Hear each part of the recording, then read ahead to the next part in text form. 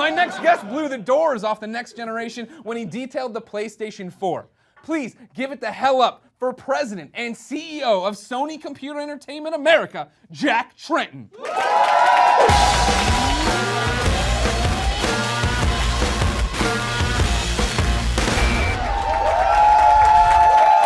As I live and breathe, Jack Trettona, how are you? Doing great. I bet you're doing great. Yeah. So we're a few weeks removed from E3. At what point did you stop grinning? Like you just were able to stop grinning?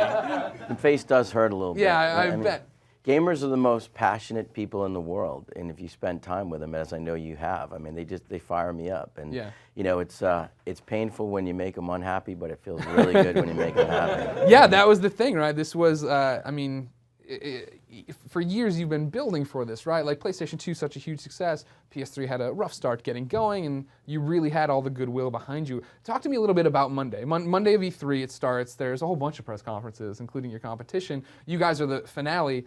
What's that day like for you? It really goes back to 2008, where we're already post-launch PlayStation 3, and we realized some of the challenges that we had. And you say, okay, next generation. What do you want to do? And we did a great job designing platforms in the past, but I think we talked to the consumers and we talked to the development community after the fact. This time, day one, we went out to the development community. What do you guys need? What tools do you want?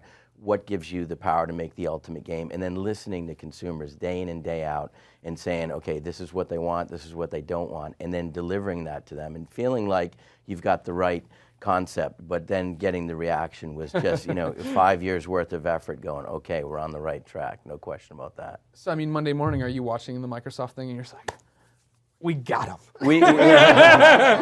We were doing rehearsals, and I was going through my stuff, and this round of applause went up. I'm like, that wasn't a point where I really thought it'd be an applause moment. I'm like, Microsoft probably just announced price. Yeah. And so I figured if there was applause and it was in our arena, then it was probably good news. So that's an interesting point that a lot of people asked me after the fact. Like, do you think that PlayStation watched the Microsoft conference and then changed things around for theirs? And from what I heard, you guys have been with this plan for quite a while. Yeah, I mean, a multi-billion-dollar publicly traded corporation, those decisions are made months and months and months in advance. Hard to just throw the switch. And we felt like we had a great value proposition for consumers that people would respond to, but you don't know how you're going to be positioned against your competition, and you can't spend a lot of time being an armchair quarterback. I mean, you got to execute that vision, and we felt good about it regardless where our competition came in. But I think, lower is better than higher. We learned that with PlayStation 3. Right.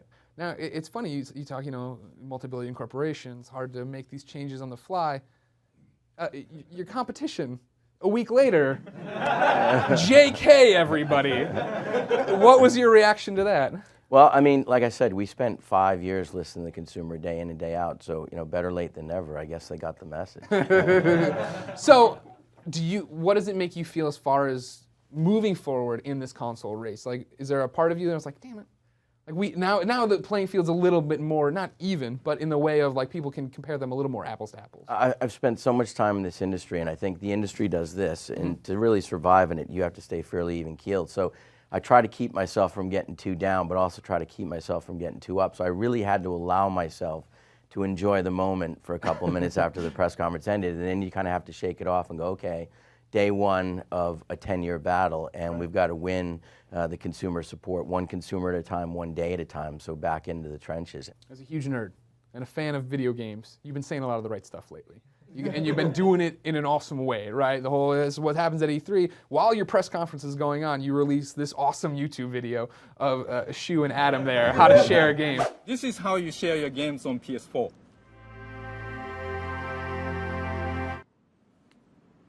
Thanks. Yeah, you're allowed to clap for that.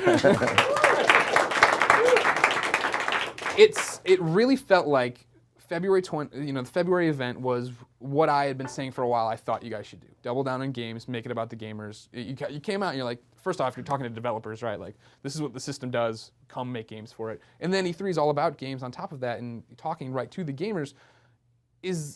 How did this happen? How did you change your messaging in a way to make it where PlayStation, you guys are kind of embracing the fact that, hey, we are just like you, we want great games, this is who we are? Well, I think, we realized we have to focus. Limited budgets, limited opportunity to reach everybody with a message. And first and foremost, we're about gaming. So let's focus on our heritage, focus what we're good at, and focus on what people want and ultimately why they buy the platform. So we were laser focused. I mean, there'll be all the entertainment features that the gamers want. We realize that's not the only thing that they do. But, you know, we've had the good fortune of being relevant on a worldwide basis and reaching a very wide demographic, but you don't get all of them on day one. And I think you speak to the core, and then you kind of have a ripple effect out from there. Now, you talk about your strengths in years past here. Of course, I tweet who's going to be on the show, at Game Over Greggy. You tweet at me questions. I ask them here. This one comes from a little boy in Japan. His name's Shuhei Yoshida. He says, how does this year's E3 press conference compare to the past ones you've been a part of?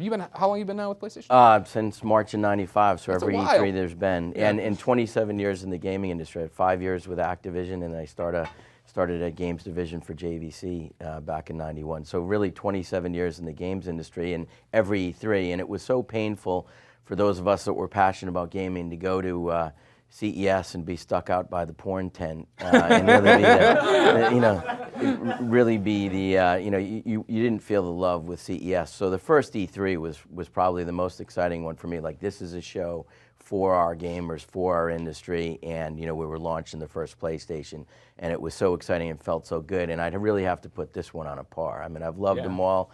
Some of them have been easier than others, but this one felt as good as any other one I've ever attended. I mean, I really felt like we had the right value proposition, the right platform at the right time. And the other thing I've really had to battle for the last several years is, does this mean, the demise of the consoles? And, I've been dealing with that for the 27 years I've been in the industry. The industry's been going away 1 year at a time. 27 years later, it's not going anywhere.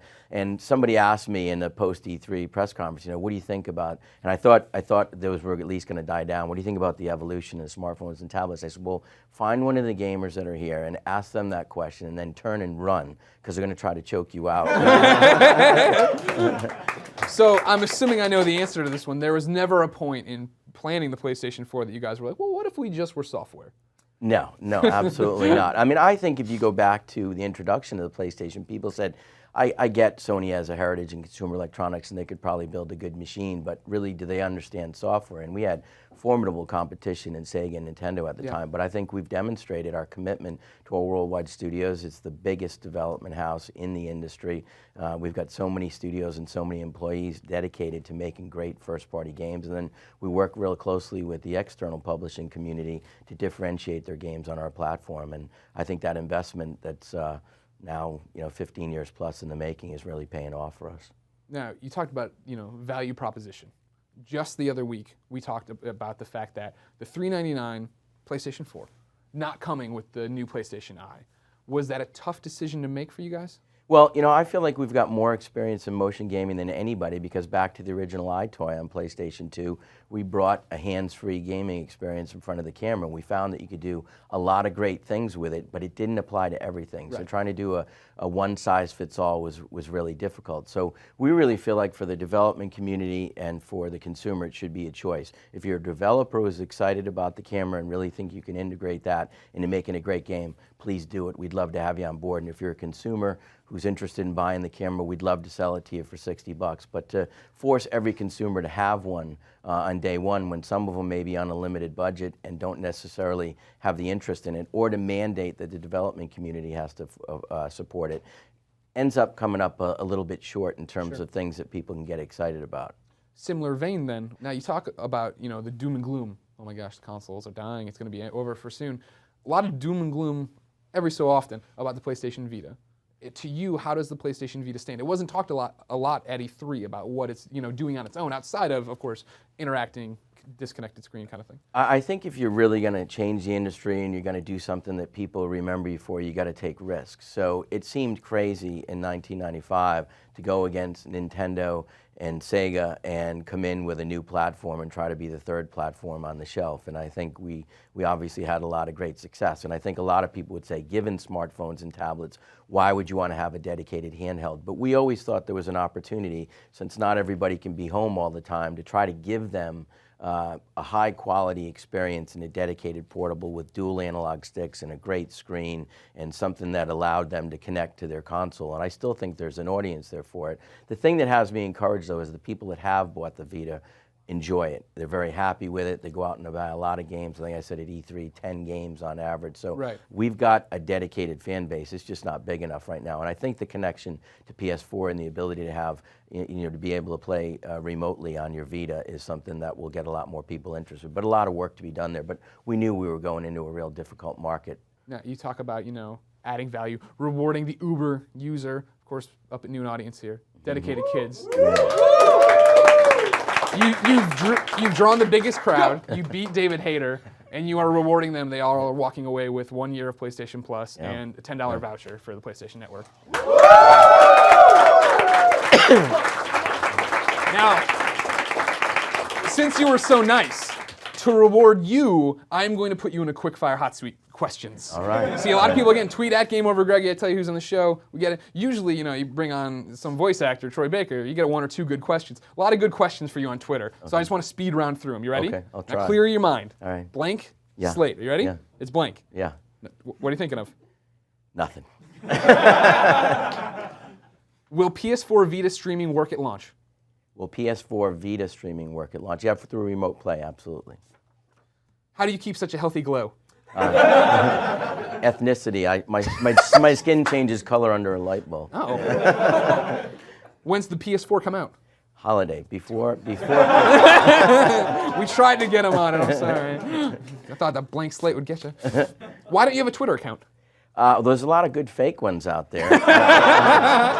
I think the problem is there's my opinion, there's a corporate opinion. It's tough to separate. But you say that, and this is what I've been saying on Beyond for a while since all of this happened, right? Is that I felt like the E3 press conference when Shu came out and he showed our photo up on that Twitter. He did that, and then the video went up. It seemed like you guys were kind of embracing that personality. Oh, no question about it. But I think Shu can get away with that better than I can get away with that. All right, at USP, give him a follow. Blank. Blank. Will the PlayStation Plus subscription cost remain the same? Yes, it will. Final one. How tempted were you to drop the mic after the PS4 conference? Well, the guys from Naughty Dog did that the year before, and I was thinking about trying to throw it off the rooftop with that, but I thought somebody could get hurt. So. Yeah, it's probably good thinking. This is why you're where you are and I'm here. You make the responsible decisions. Jack, thank you so much for coming by. Oh, it's a pleasure, Greg. PlayStation 4 this holiday.